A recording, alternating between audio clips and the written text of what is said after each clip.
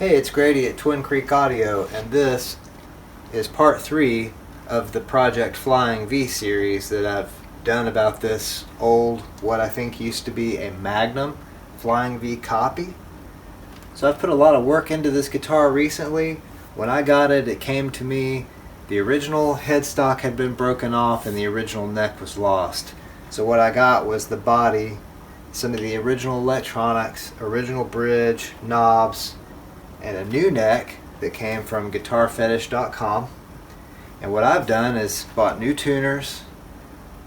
I don't have a lot of money right now, so I just got some kind of inexpensive stuff, but these look really good. I got them from Amazon. I think they were about 20 bucks for the tuning machines. And then the LYWS humbucking pickups. I made a video about these before they went into the guitar, so you can check that out if they sound good to you later on in this video when I play this guitar. So these are the LYWS humbuckers. They're Alnico 5 magnets, 8K roughly and 13K roughly for the bridge pickup. Now this is the original 3-way box switch in here.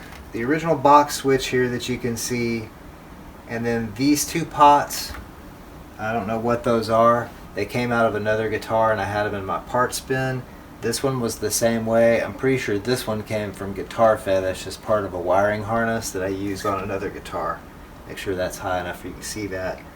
So that's a GFS or a Guitar Fetish pot. These two are probably CTS pots, and that's the original box switch. When I started wiring this, I was going to do the 50s style Flying V wiring with independent volume controls.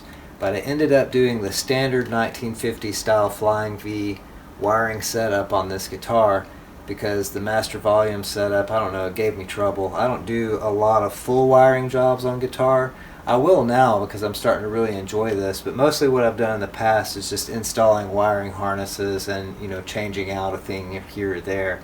This is the first time that I've taken basically spare parts in the original switch and some inexpensive pickups and wired up a guitar according to the diagram. So I started out with the independent volume 50 style wiring that I found on ashbase.com, which is a really cool website with a lot of good wiring diagrams and information.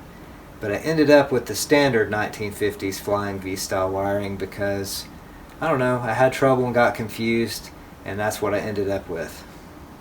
So I'm going to show you some close-ups of this, and then I'm going to show you some speeded up clips of some of the things I went through to get this wiring set up in this guitar from scratch, being the first time that I ever did it. So I'm going to definitely speed it up so it's not boring for you or anything. And then at the end of all that, I'm going to hook this up to an amp so you can see what this Project Flying V sounds like with its LYWS humbuckers and my hacked together 1950s Flying V wiring job. So here's a close-up of the wiring that I ended up with. This is the standard 1950s Flying V style wiring. That's the original box switch. And since I needed to connect the tone cap here to that middle position on the switch, and also the output jack, which is the other white wire that you see right here, they both need to go to the center of that switch. That little box switch is really small. This little connection's really small. So I took a loop of that same bare wire that I used there for the ground connection, and I made a loop on one end of it, and the other I connected to the switch so that I could connect the tone wire and the output wire to that. And that seemed to work okay. And you've got ground from the switch to the back of this pot. These pots are all grounded together with this ground wire right here. Right here, these two are twisted and soldered together. And then of course, there's the 2 volume and 1 tone pot for this 1950 style Flying V wiring. I used some stiffer wire on all these connections on the switch because it was really hard to get these to go through those terminals, especially since it was a used switch, and even though I cleaned them, there was a little bit of solder in there, so using a stiffer piece of wire worked very well in that case.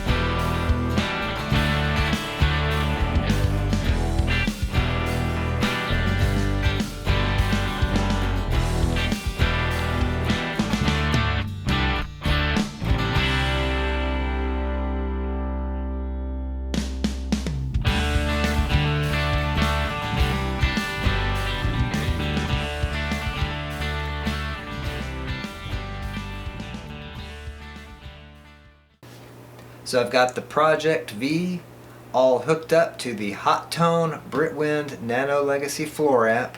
I'm running the direct out from that into the audio interface with the cab simulator on. I'm sitting on the stool with this Flying V in the proper Flying V seated position. At least for me, this is what works for me. V over my right leg. So we can hear what this thing sounds like with these LYWS humbuckers and my 1950s Flying V wiring job that I did. So let's see what this thing sounds like. I'm going to start out with both pickups on, switch in the middle position.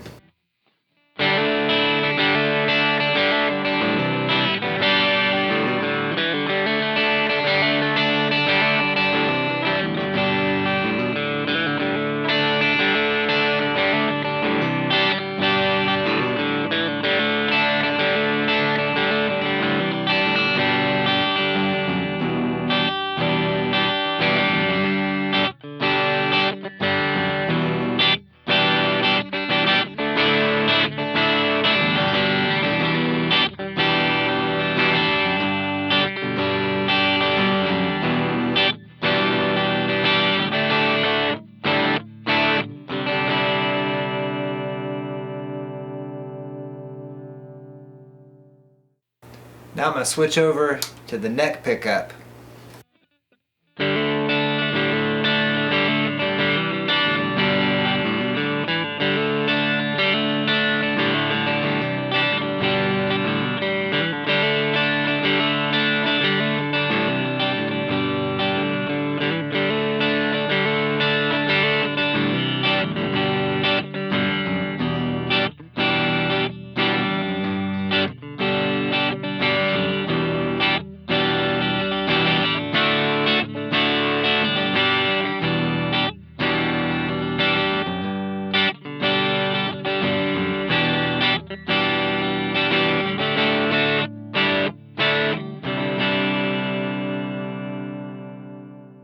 Now I'm going to switch to the bridge pickup, and incidentally I cleaned this box switch really thoroughly after I put this in the guitar, made sure it was clean.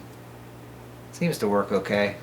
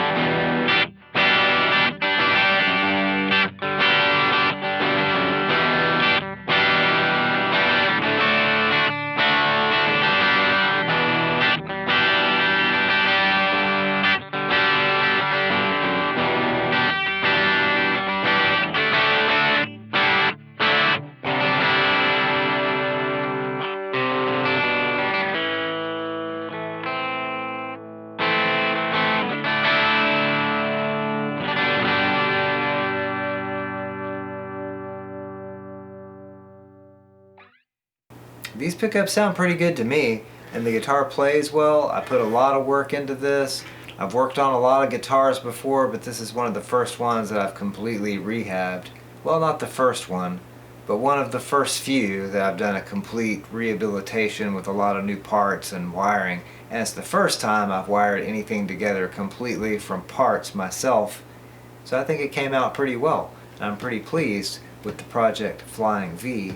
And I hope you enjoyed this video and getting to hear my Project Flying V that I've been working on and off for 4 or 5 months now. So anyway, thanks so much for watching. Don't forget to click the like button and subscribe to the channel. And in addition, check all the links in the description for ways to help support this channel. And I hope you all have a wonderful day, night, evening, weekend, weekday, hour, minute, second, nanosecond, whatever it is you're having. Have a good one.